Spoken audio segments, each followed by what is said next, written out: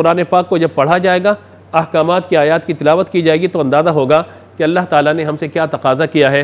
यानी ये काम हलाल है, ये काम हराम है, इस काम को करना है, इस काम को नहीं करना, दोनों तरह की इसमें आयत मौजूद है।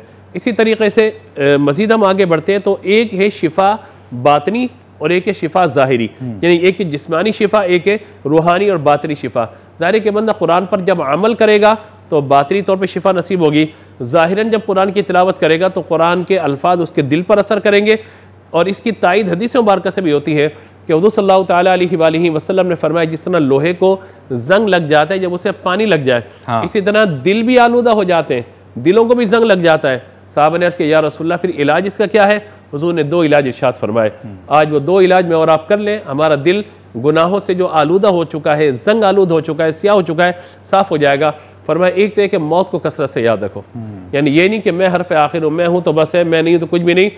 हम सब फ़ानी होने वाले, बाकी रहने वाली ज़ात अल्लाह तबारक व तआला की है। तो जिस चीज़ को फ़ना हो और जो हस्ती फ़ना होने वाली हो, उसे अपनी मौत को हमेशा पीछे नज़र रखना चाहिए। जबकि हमारे इल्म में ये बात है कि हमें कोई ख़ास वक्त मौत का नहीं दिया गया कि 50 साल के होंगे तो मरेंगे, 60 साल के होंगे तो मरेंगे, हुकूमत मिल जाएगी तो फिर उसके बाद मर जाएंगे, नहीं मिलेगी तो उससे पहले मर जाएंगे।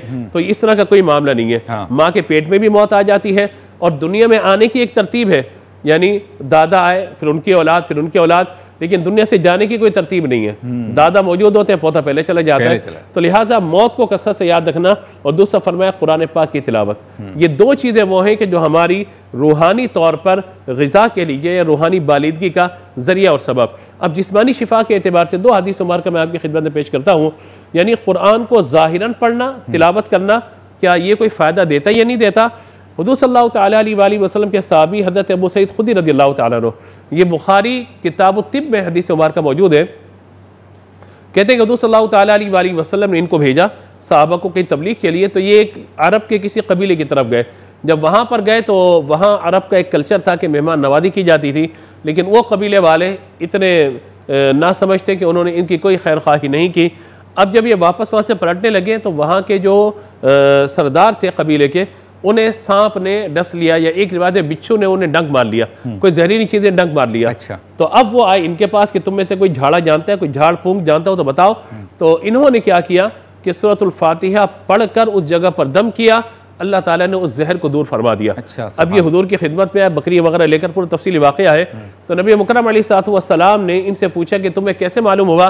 क्या हुजूर आपने इरशाद फरमाया था कि सूरह फातिहा में मौत के अलावा हर मर्ज का इलाज मौजूद है। तो मैंने यकीन कामिल के साथ जब पढ़कर दम किया, मुझे अल्लाह की रहमत से उम्मीद थी कि ये कलाम अल्लाह का है, बरकत भी अल्लाह ने डालनी है, तो अल्लाह तबारक व तआला इस मर्ज को दूर फरमा देगा।